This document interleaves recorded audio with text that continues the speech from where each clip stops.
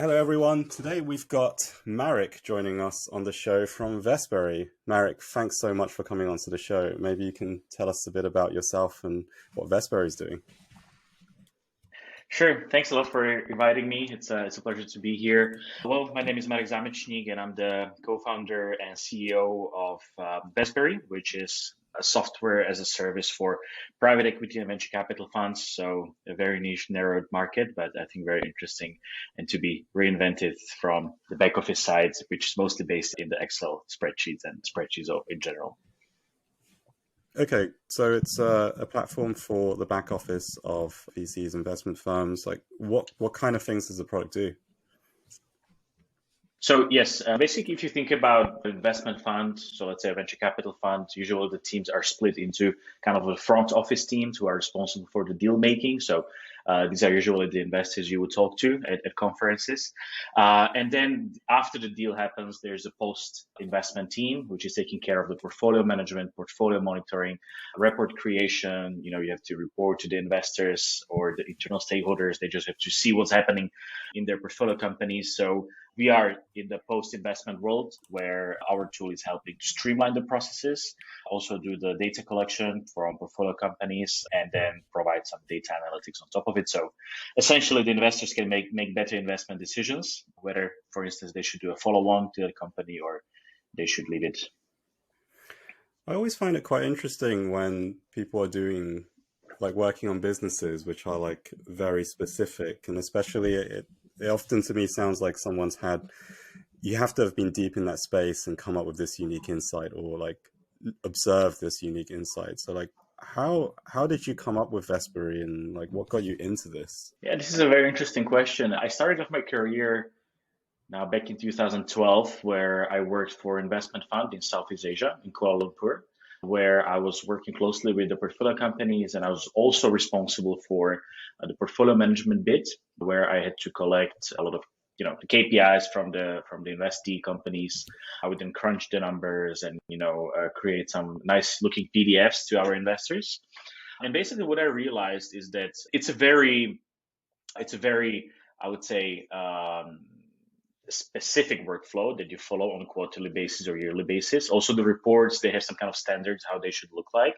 So I thought there is space to streamline this and also automate these things. So when I was looking at the market, essentially I found out that there are some tools out there that are, I would say, quite obsolete, or they are basically, actually they were built in the 90s, some of the big players there. And the tech stack wasn't scalable enough. Plus, these tools were very expensive, very, very expensive, that venture funds could not even afford. These were probably based more for the bigger guys, the private equity investors. So I thought, why don't we build something that has it's, even though it's niche, but I think it's quite scalable in terms of the processes. As I said, most of the funds, they are following the same kind of standards in reporting. So yeah, I found out that 70 to 80% of the market is based in Excel spreadsheets when the CFOs work on the back office tasks. So I thought that's a nice market opportunity to go after. And since one of the maybe the downsides is that it's quite small, but on the other side, there's a good, I would say, network effect that happens throughout the funds, because a lot of these funds, they make investments together. So the fund managers, they know each other. So once you build something interesting, the word of mouth strategy, it works quite well. That I have to say also in our case, where actually the first up to first 10, 15 customers were basically closed on a word of mouth basis. So we didn't do any marketing activities in our first year and a half. Oh, wow. And how do customers actually acquire or use your product? Is it like a subscription based, or you close a package? How does it work?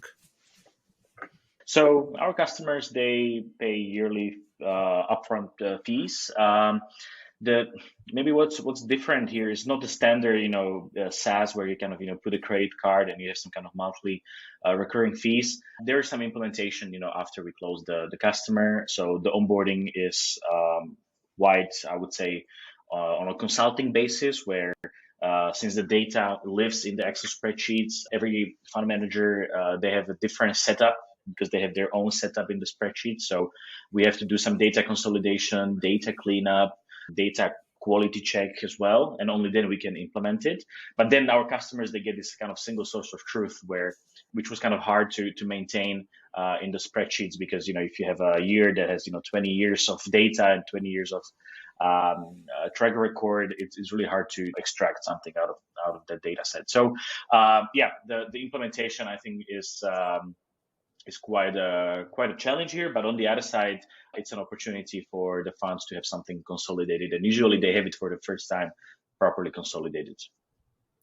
And is it easy to kind of show the value of this switch? Because I would imagine that they would be somehow wary of taking the whole data that they have in their own Excel spreadsheets, which is basically independent from any vendors. They can have a CSV and basically use everywhere, to go into a proprietary system in which they have to kind of invest and say, okay, now our data is all here. And how do you keep them sure that, okay, that's really worth to do it?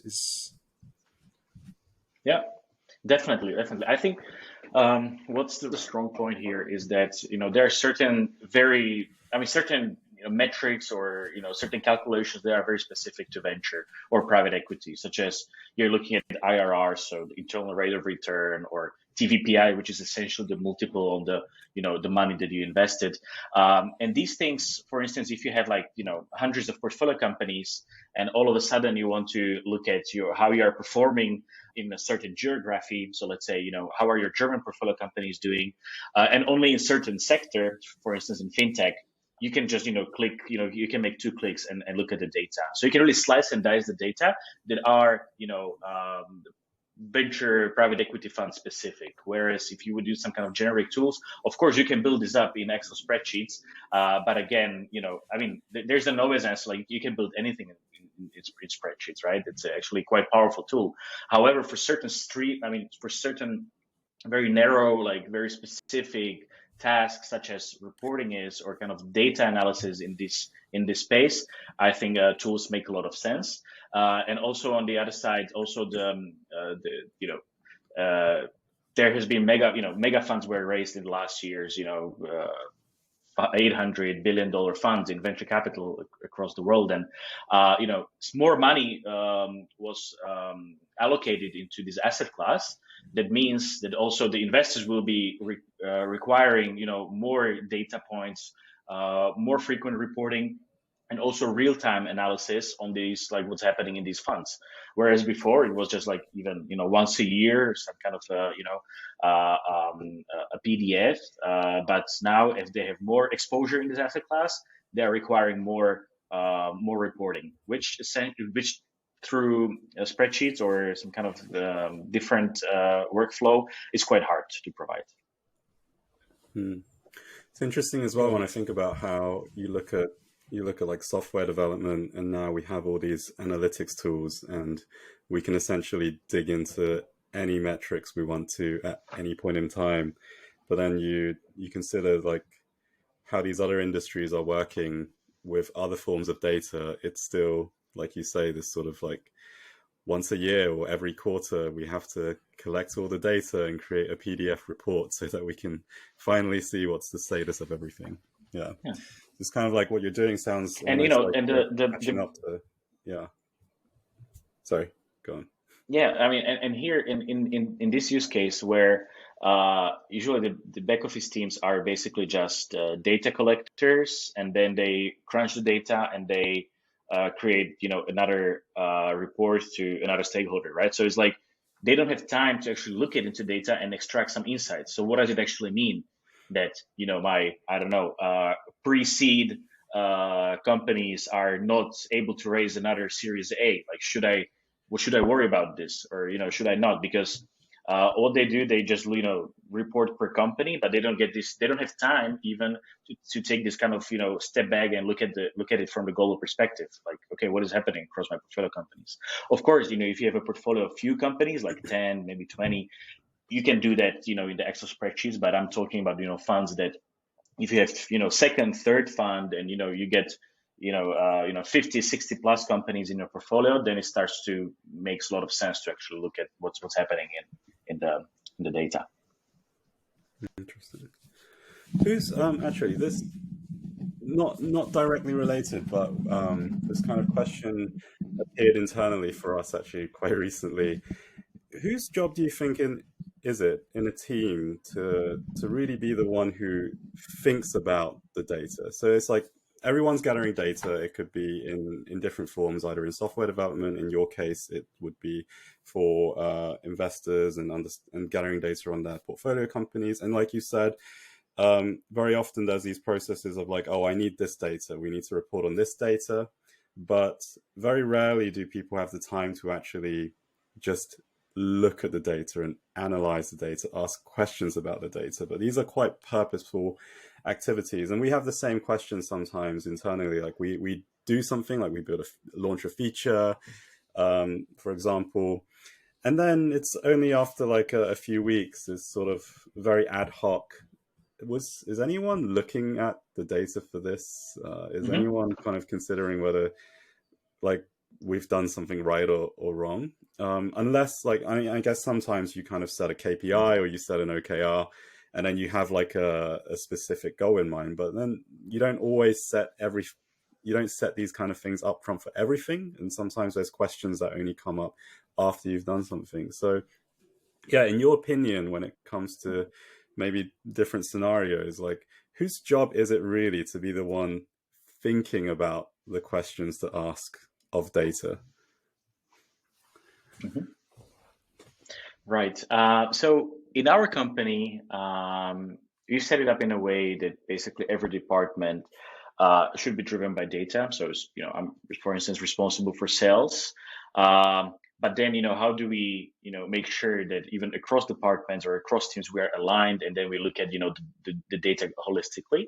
And I think this is, well, we've set up the expectation that our operations team should kind of push for that. Like, hey guys, like, after a retrospective or like, after your quarterly review, like, what are the insights? So and then what do these insights mean for the product team, for instance, or what do these insights things mean for ops team, okay, or talent team? Do we need to hire more or less? So we try to have these I would say regularity where every team has these kind of quarterly reviews, and then we kind of share the data points across. But we do try to keep it on a quantitative basis. Of course, you cannot do it all the time with all the departments, but for instance sales, which I'm responsible for, it makes a lot of sense, to monitor the sales cycles, what is our, close rates and conversion rates in the funnel. And then, of course, we try to identify, like, what was wrong, or like if something is not, to the benchmark we wanted to be at, like what we've set that, where we want to be. Then we kind of discuss what were the drivers or what were the factors that, didn't, or basically that impacted the result. So, so again, like we try to build the mentality that every team should be data driven, and they should be monitoring that, and then on a quarterly basis evaluating.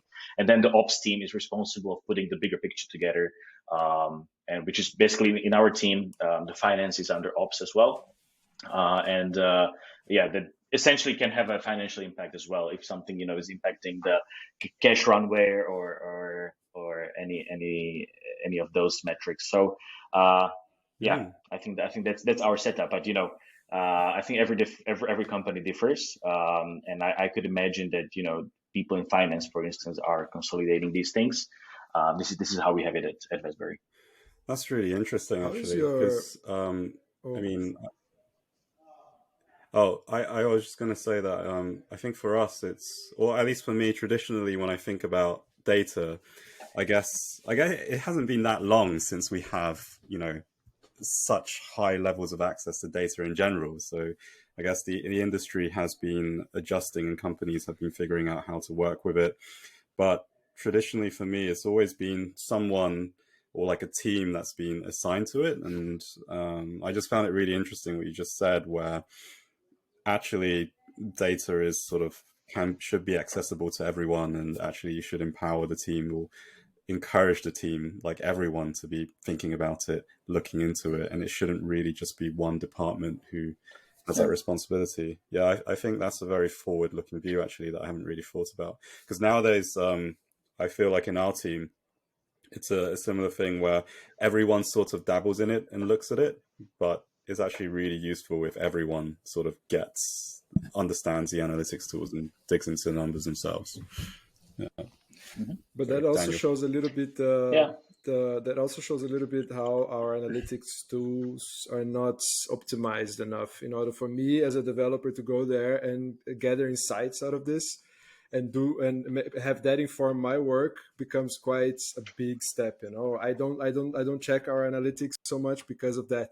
I don't know. Okay, if I go there, I see some data, but then what? I think the insights, which is what I think probably what Vestberry is doing for their clients, which is allowing them to generate insights much easier than just by trying to tinker with a tool. In that case was earlier Excel, but us is like, I don't know, Metabase, and then we have segment, and then we have this and this and that. So it's a little bit, for me, it's a little bit obscure somehow how to gather insight from that. Yeah. I think that's the biggest, interesting point that they managed to do at Vestberry is, okay, people have the data, but then what do they do with the data? How do they actually get information, actionable information out of the data? Okay, maybe then they need a tool for that, and so on. I think this is quite necessary in lots of fields nowadays. Yeah. And how is your? And I think also to create the space to have proper discussion where you challenge the data, and you also invite different stakeholders to discuss that. I think that's also a big part of, because if you're collecting the data and you have a nice dashboard, that's fine, but if you don't have the discussion about it, like what actually happened and what is the next action point and what are the commitments that the team members should do, I think that's actually the value there, right? So the next steps from what you see in the dashboards and what we're going to do about it. So to have those quarterly reviews for us is super important. Nice. Got it. Jacky, you want to ask something? No, actually, he answered. I was going to ask, how do you actually sort of get everyone to discuss it? And you mentioned the quarterly reviews. Nice. Yeah, that's also something that I wanted to touch on in terms of team organization. Like you've been mentioning that like your team a little bit like here and there, but how is your company organized? How is it structured? Is everybody in the same place? Is it remote? All of this kind of, how the whole thing comes together. Mm-hmm. So I guess as any tech startup now, after the COVID, we became a remote company. So I think we are a team that loves coming to the office, but now it's quite normal that every meeting would happen also hybrid, right? So there's somebody logging in. So we did adopt the remote culture, I think. But our organization is basically structured around, maybe I can even say the evolution, how we actually started off. Well, our first team was the product team, which was basically the CTO and the product manager, and actually myself, but from the business side. But we were all kind of working on the product in the first few months and a year. Then naturally we kind of came up with the sales team, the marketing team, and the customer success team, right? So I would say these are the main departments in our team, and every department has its own kind of head off, and we then basically have these, every team works on these quarterly KPIs or goals, which is kind of close to OKRs, but we don't like that word OKR here because it's just that it didn't fit our framework ideally. So we kind of just call it the kind of pyramid of priorities that we try to solve in that quarter. And then, as I said, these quarterly retrospectives happen on the team basis or department basis. And then, once a quarter, we also have this kind of management meeting where we discuss the global picture. So I think this is how and it's quite productive for us at the moment, and we'll see how we'll evolve in the next few months. But this is as of now.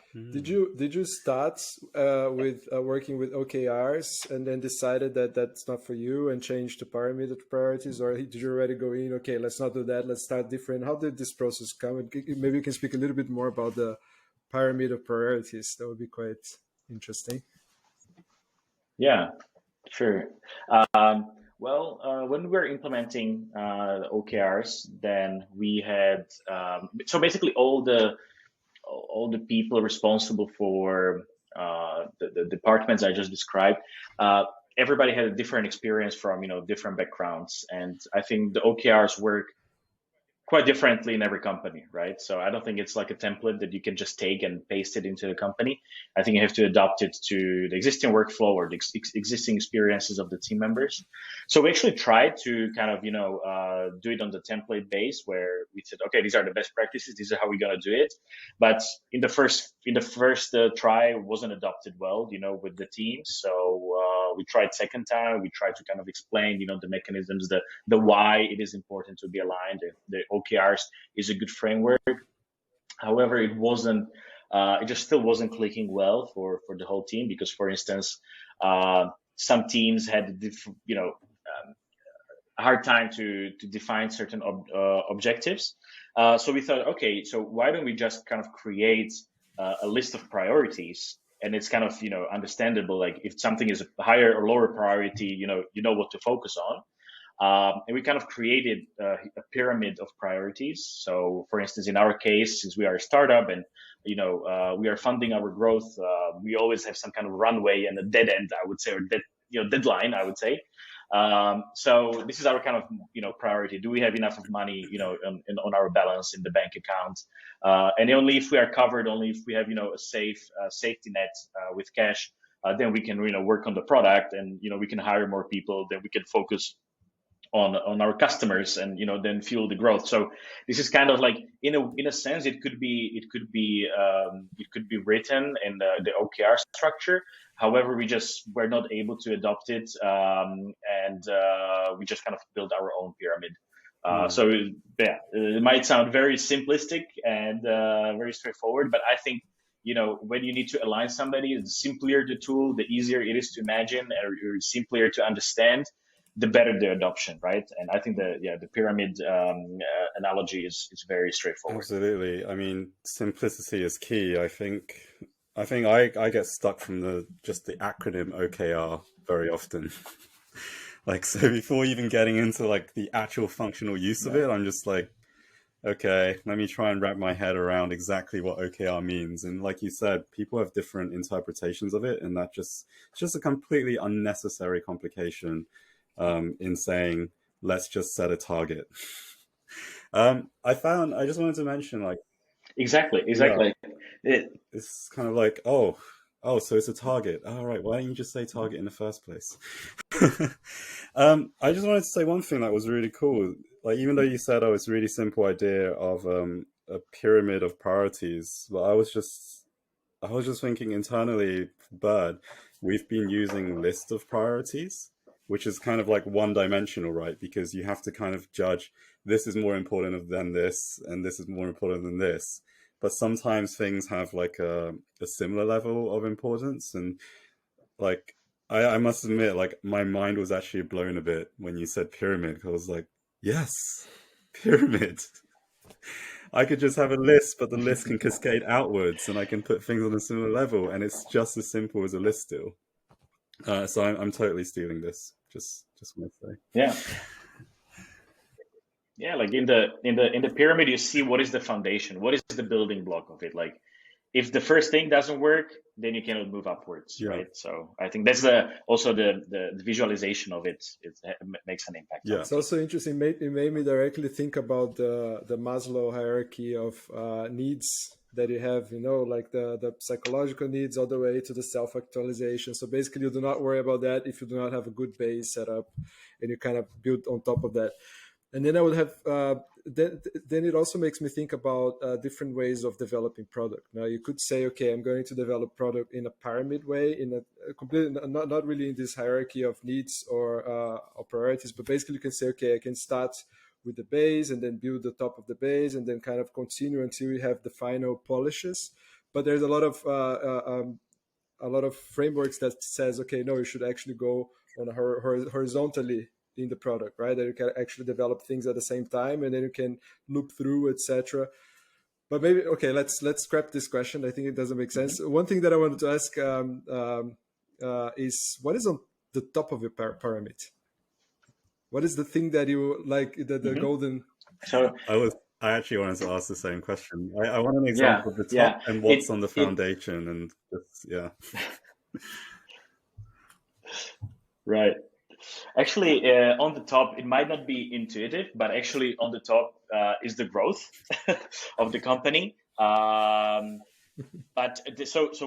that means that it's only after we get certain things done very well, only then we can focus. Okay, do we have that 15% month over month growth, and what investors want to see?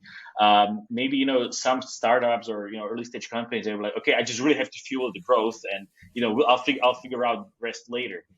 Which actually, a lot of books do say this. It's like, move fast, break things, just go after the new revenue. However, I think in the long run, this can fire back. Of course, even us, like in the first year, it was about getting the traction, close the first contract, and we'll figure out the features or missing features later. However, at a certain point, I think the pyramid, will be reorganized. However, because if you have a few customers that you want to keep, probably the quality of the product should be a little more important rather than you grow 15 or 9% of month over month, at least in our case, because we are kind of quite heavy on whether the numbers are right, are they calculated right, because these are the reporting numbers. So this is if we don't get the numbers right, then the customers will go away and we won't be able to close new customers because the reference points won't be there as well, because it's a closed up network. It's a very closed industry, very niche. So actually, to tell about the pyramid, on the bottom is the kind of the cash runway. Like, are we safe, on the fundraising side? Like, do we have enough of capital, to fuel the growth? Then is we call it a knowledge or kind of company culture, or the team as well. Since we are very, again, industry specific, like our product team, our sales team, our customer success team, they all have to know about, the industry, right? So because you're talking to, CFOs when you do the sales, when you're, supporting the customers, you talk, quite high level of finance, with the stakeholders. So we have to provide, enough of training and resources for our team members, to be knowledgeable in this industry. So because we are kind of on a consulting, we are like consultants, as well in the relationship. And if everybody understands like what this industry is about, then only then you can build, a stellar product, right? So you can look at, you understand the edge cases, you understand the customer feedback when they tell you, okay, this is some kind of, transaction that is very common in, certain geographies. Like, the product manager should understand, okay, what kind of impact it has on the other, parts of the product. He or she should come up with a solution that is scalable enough, for all the customers. So, but for that, they have to have their kind of knowledge base first. And if the product, is well designed and, has certain quality. So for instance, how many incidents we get, from customers per month, etc. And if that's kind of in line, only then we can move on the growth and the customer and the acquisition of new customers, retention of new customers, making sure they adopted the tool. So it's kind of on the top right now. But I would say the saying, like, move fast, break things, I think that works. But at a certain stage, I think these priorities kind of switch, and you have to focus on something else. At least that's my perspective. I think there are many opinions, but I think this is a longer term strategy where you can build a solid product that will be interesting. Oh, we completely agree. I mean, it's always, I always think of it as more like a dilemma, isn't it? Like, do you focus on growth, sales, and marketing and just really closing contracts? Or do you focus on the product itself and actually making the product good so that these contracts will actually stick? And the answer is generally try and do both. But I think it's so easy for companies to just always lean too much on one thing or another. Like we made the same mistake, like, because we have a very product-oriented team. And we always made the mistake of focusing too much on the product side and just assuming too much that because we have an amazing product, the people will come. But it doesn't work that way. You do need to go out and get the people as well. Yeah. Yeah, you're right. You're right. And as I said, like, and you said it as well. Like, it's a dilemma always. Like, what should be higher priority? I just think that in our case, we actually got to a point where, for us to calculate, certain metrics or the numbers are shown correctly on the dashboards. It's probably more important as of now than just to be chasing down, the growth percentages. Um, but again, this might change, and also the pyramid is nice that the whole company is aligned. Like, what is the priority for the next, I don't know, 2 quarters, or until the end of the year. But the priorities can change as well, and it's nicely visualized in the pyramid. So yeah, that's another argument that this can be changed. It's not like it's written in stone forever. I think it's very, very. I love this idea, and I think that what you say that this pyramid can change and can evolve and can. But I wonder, how does it work in practice? Maybe you can give. I don't know if it's possible. If you can give an example, because once you achieve all of the 3 stages and you are in the growth stage, that doesn't mean that you're gonna not do any of the rest, because that needs to be maintained. But then maybe do you have an example like of a decision that you did according to these priorities, and then how did it change the pyramid or not? Anything kind of that comes to mind? Yeah. So basically, just one example. So for instance, in the third layer of the product, let's say the uptime, should be at a certain good level, so people can actually use the product, right? So if you don't have uptime, your servers are down, then it doesn't really matter whether you're gonna close the person that day or not, or like a customer on that day or not. If all your customers will leave because your servers are down for a few days. So basically, if this happened, then just shows you, like, if the middle part of the pyramid is in red, or basically there's some kind of fail, then the whole company understands that, okay, the developers will be looking at it, the testers will be looking at it, the operations team will be looking at it, because it's a higher priority now than actually maybe operations team to be focusing on reviewing a contract, right? Because the uptime is more important than that. So this is what helps us to kind of give us this kind of northern star, like what's important, what's less important, if something is broken in the middle or the bottom part. So for instance, the very bottom is that, okay, if we have only runway for the next 4 weeks, I'm probably going around and fundraising, and that's what matters, right? Got it. And so that's our bottom line. How does this? Because I think that the topics you have in this pyramid are always kind of a company level, in a way. Is a bit more kind of overview from high up. How does that? Do you also have pyramids for specific products decisions, or they all fall on that thing? I'm just trying to understand, how would that apply to products? How do you define new features that you want to develop?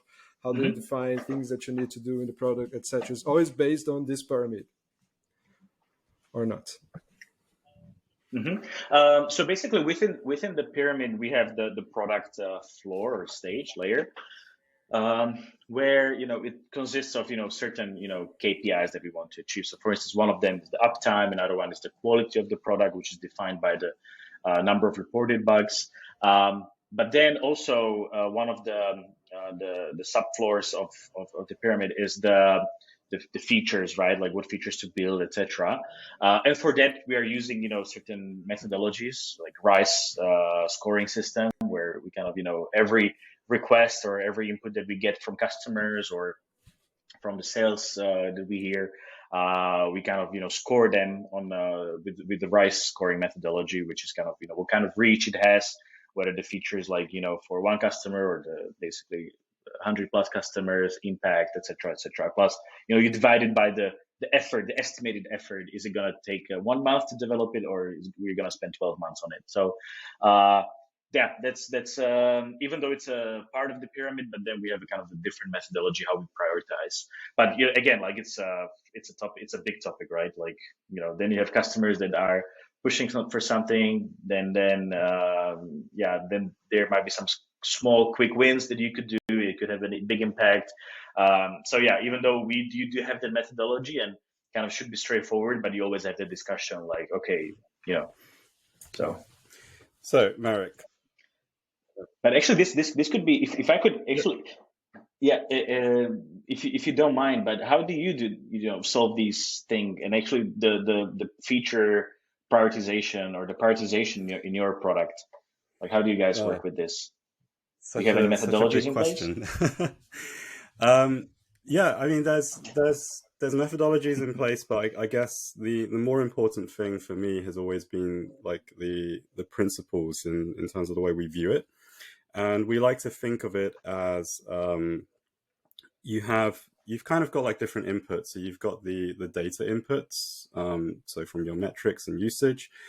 You've got the inputs from your users, so user feedback, interviews. We've got a couple of different sources for that. But then we also have like the third component, which is the internal team instincts, because we're like the thing that we've learned, or at least I've learned from years of doing kind of strategic design and research, is that the users tell you they give you input, but they can't always tell you what they really want. They can kind of tell you the problems that they need fixing, the small tweaks, but they can't advance your product. They can make your product better, but to advance it, you need something unique. That could sometimes come from user interviews, but I found a lot more often it comes from the people working on the products and actually like immersing themselves. So we kind of learn a bit of this from Linear, actually. They really like to emphasize the fact that they are an opinionated company. And I think that that point of opinionated is like actually a part of how we work as well. So yeah, you kind of have like a third of inputs from these, and it's really about getting a balance between these factors. Essentially, we have like a huge backlog of different features and ideas and problems that we need to be solved. One approach I took to sort of manage this was actually breaking down all these different things into buckets, because Bird in particular, we have quite a complex problem where we've got multiple users of different needs. So we've got the people reporting bugs, which could be a QA, could be a PM, could be a customer support person. And then we've got people fixing bugs, the engineers, and they have completely different needs, but they are all users of our product. And we need to somehow please all of them, because there is the way Bird works is if you're reporting bugs but the engineers are ignoring them, then you're not going to continue reporting bugs with Bird. Whereas if you're an engineer fixing them, but you can't get people to report bugs with Bird, you're not going to continue using Bird either. So we had to balance those two things. So we had this unique problem, actually, of prioritizing on two different levels. So what I came up with was essentially coming up with these buckets of features that have to tailor to different needs and different user stories. And we kind of work in these 2-week cycles, and every 2 weeks we have like our kind of top level priorities, I guess. Like you have, what is our long-term goals, our near-term, mid-term, long-term. But then on a 2-week basis, we also have to make sure, like, are we paying enough attention to the engineering needs right now? Are we paying enough attention to the reporter needs right now? And we have this kind of a Figma map, which shows all the features we've been working on for the last 2 weeks and the 2 weeks before.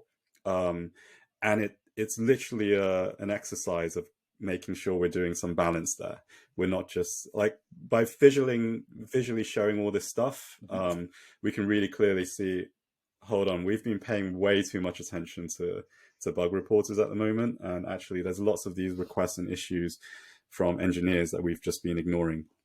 So we need to, even though like the engineering requirements are probably not most directly related to our top level priorities right now, we should probably do it just to make sure that we're not falling behind on that front. So yeah, that's an example of how we go about it. Yeah. It's still very, yeah. Yeah, that's an interesting one. It was to get us away from also relying too much on just our issue tracker backlogs, because when you look at an issue tracker backlog, it can very quickly just become a very long list with lots of labels, and you can see you're like ticking off tasks, but you lose like the kind of distribution where you're focusing the task. So it's a bit like you mentioned before, are we focusing too much on growth versus like making the product better? I guess it's a bit more of like a micro level of this, where it's not just growth but it's actually on like a product level. Yeah. Mm-hmm. Yeah, very cool. I guess it's kind of working, but there's definitely flaws in that process. But I think that's one thing that's I love about our team, that we are kind of always looking at these processes and just trying to think, what is the, like, processes are tools for us. So like, is this helping us essentially build the best product we can and get towards our goals, and like keep fine tuning it? Because like I mentioned, Bird has its unique sort of challenges in terms of we have multiple target users and we can't get away from that, basically. So we need to actually build up a set of tools that allow us to build the product to try and meet these different requirements, which a standard like linear board just wouldn't be enough to do. Okay. So you've been, while you were while we were talking about Vestberry and sort of the challenges you had, actually, one thing you mentioned a few times, which I found really interesting, was you mentioned, okay, we are, the downside of what we're doing is quite small. We're quite reliant on network effects. You also mentioned, again, like, it's a closed industry, closed network. The word of mouth is very important. So if you were to calculate the wrong numbers for one customer, that could really quickly trickle down. And the question I had there was, how do you sell and grow in a niche closed market? Because you're dealing with VCs. They are a very tight-knit community. There's a finite number of them. So yeah, how do you sell and scale in an industry like this? It must be very challenging. Yeah. So basically, we had to think of some marketing channels that would work for us very well, and we would focus then on those channels that work for us. So, for instance, we're not focusing that much on paid ads, for instance, like Google Ads or anything like that.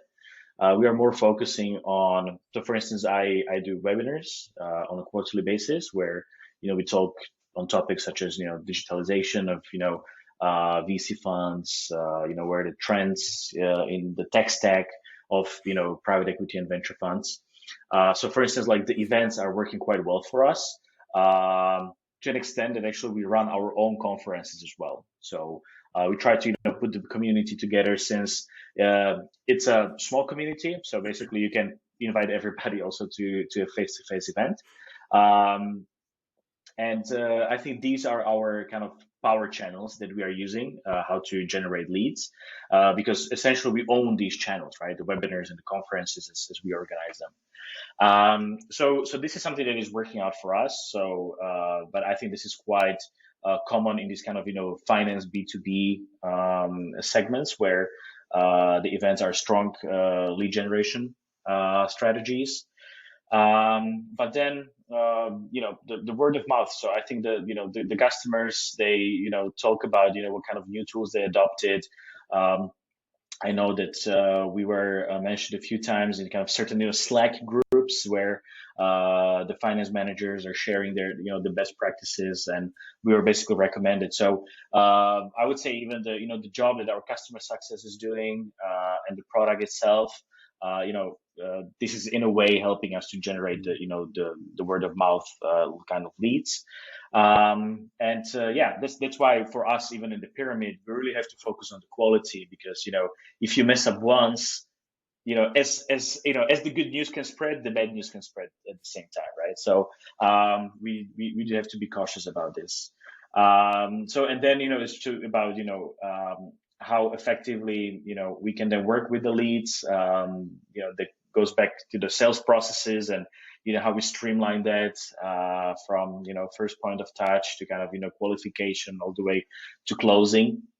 That's kind of another topic, like how to set this up. But in terms of like how we attract leads, it's a few channels that are where we know we have good conversion rates, or kind of through which we know we can generate good leads, and then just to focus on that and not to be kind of too distributed, like throwing money at every channel, and then yeah, the product that speaks for itself. So that's why we cannot move so fast and break things, because if we break, then it's hard to get up again. We've been saying that you're in a niche of the VC companies, but are you niching it down even more? Are you like focused on certain regions or certain areas or certain types of funds, or is it really VC funds all over the world?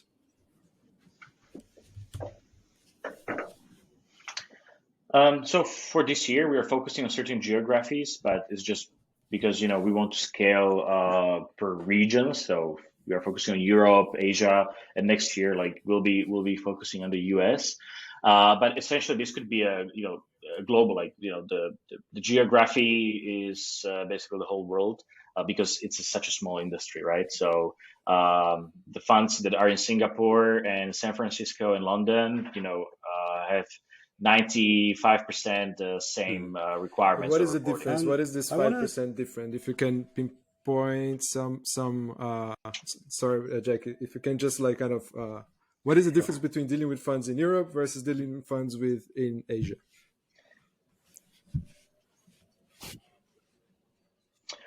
So for instance, some funds, they want to have I would say some funds are not interested in certain metrics, and some are more. So, for instance, they would create a report where, I don't know, the gross IRR is not so important, but they're more interested in the latest fair market value of the company, and and they're interested in like what type of valuation methodology you used. So, which is basically the 5% difference is about the setup of the report. But the content is almost like 100% same, but some focus on different bits and pieces. A couple of things you said earlier kind of resonated with me. For example, you mentioned it's best to just focus on the channels that work for you, and for you, it's webinars, events, conference. How did you actually cast your net quite widely and try different things before to land on these? Or was it more kind of you had industry knowledge and you knew these were the ones that you should just go for?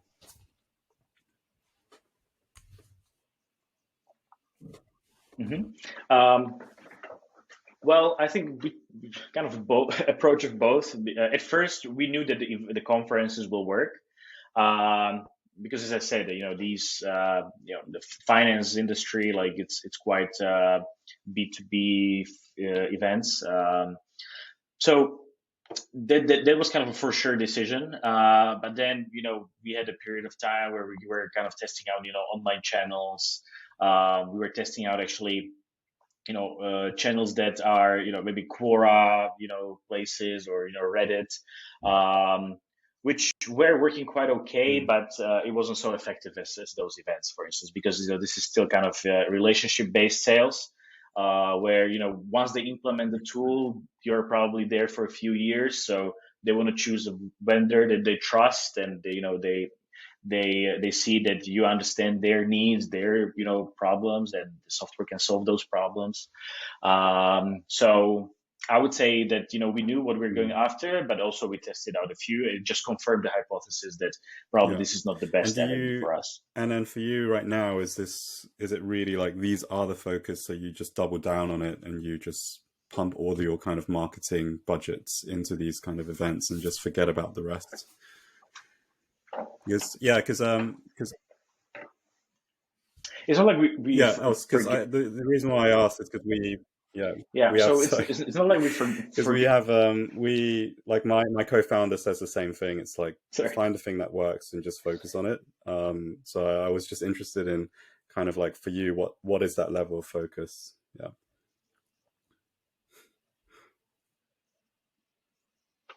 So yes, for now it's like we focus on what works, but we don't want to just close our eyes and forget about something. Maybe there's something. So for instance, like I think what has a lot of potential for us then is to really work on some good quality content. So then we are a little better in the SEO, but because we have a lot of interesting data in our platform that through which we can create some industry analytics, like where is the market going, and we can pull the numbers together, and we could share these insights. So this is something that we want to test out as well. And so we'll be testing out new channels, if we think of something. But then if something is not working out, we deprioritize it and we focus on what matters, right? So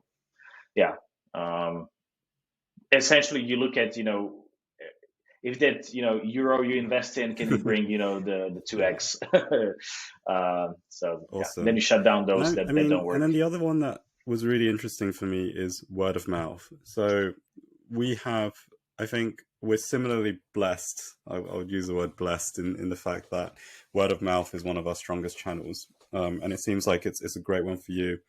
What do you think is the secret to having strong word of mouth? Because, and also like, how do you actually like grow the word of mouth channel? Because in one sense it's great to see that you get a lot of users from word of mouth, but it's also like so outside of your control sometimes, it feels like, because it's not like you're kind of in those conversations between two people kind of recommending tools to each other. Yeah.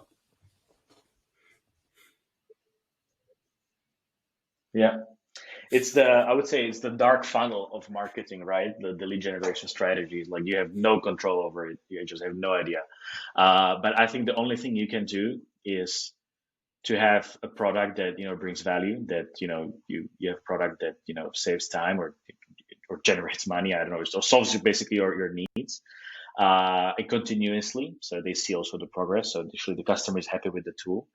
And the second is basically the support, right? The customer success, whether there's a good adoption of the tool, so they actually are using it. So I think these are the two factors that helps to drive the word of mouth, right? So if somebody's really satisfied with the tool and with the services you provide, I think there is it's very organic that somebody will say, hey, this is a great tool that we started to use and you should use it too. And yeah, I'm not sure whether it can be done in any other way, but if yes, I'm more than happy we're to, also interested to in that learn. answer. Okay, and then so Marek, when we had like our intro chat, you also talked a bit during that time around the fact that you're based in Slovakia, right? Your Vestberry is based in Slovakia, and yeah, we just wanted to get your experience on the tech industry and the tech scene in Slovakia, because it's definitely something. It's definitely an area that we don't have as much experience on, and I'm sure it would be quite interesting for our listeners as well to learn a bit more about what the scene is like there.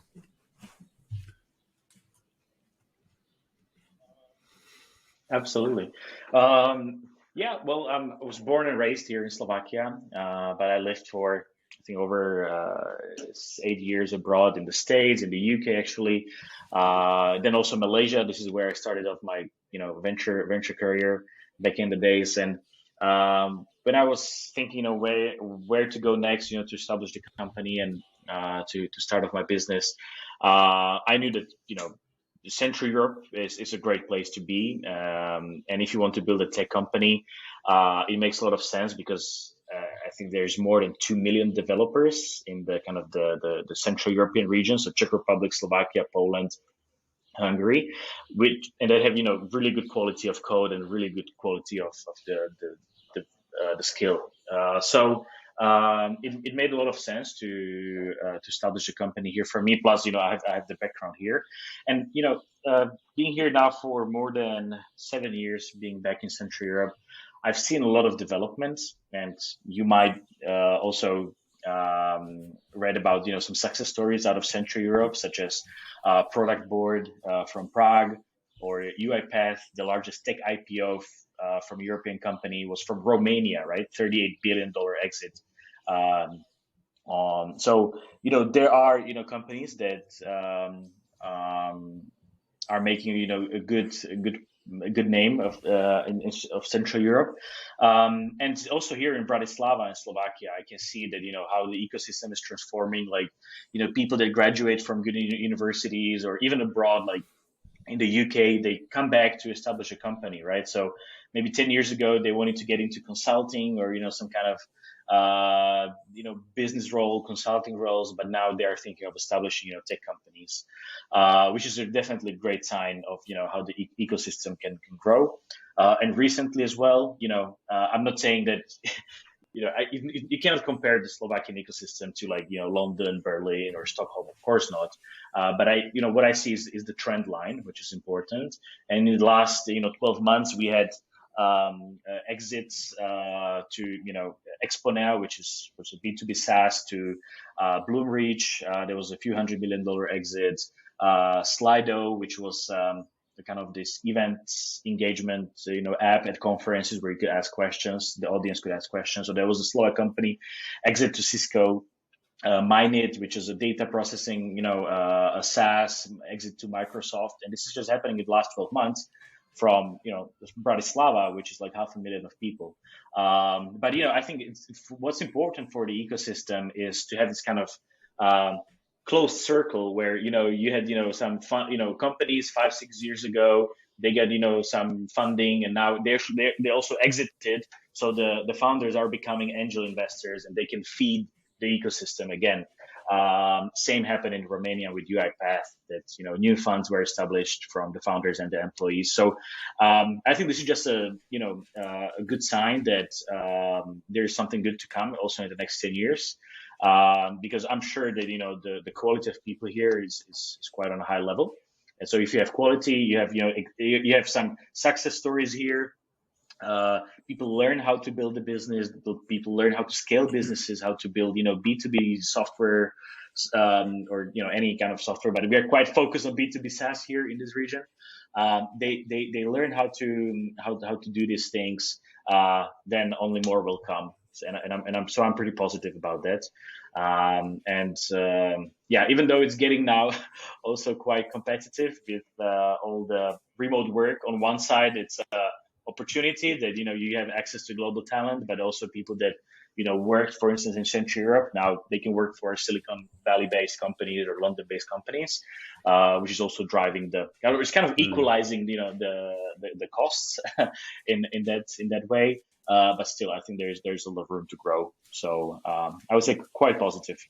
And also the governments here, I think they are getting on the track, like big funds are being established here that are fueling the early stage capital into companies.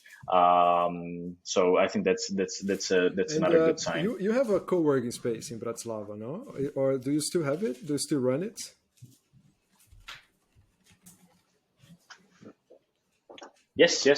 We do have actually 2 co-working spaces here in Bratislava. We have, I would say, it's more than 450 members now. When did it come into the picture? Was it like before Vestberry? Is Vestberry actually working from one of your co-working spaces, or how is it? How did it come about?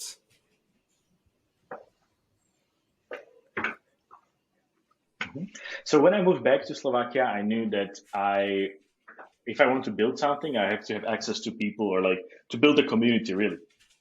Since the ecosystem was just being built or getting started, me and my co-founders, we've built a co-working space where we kind of organize the events, some workshops, learning events for the tech community.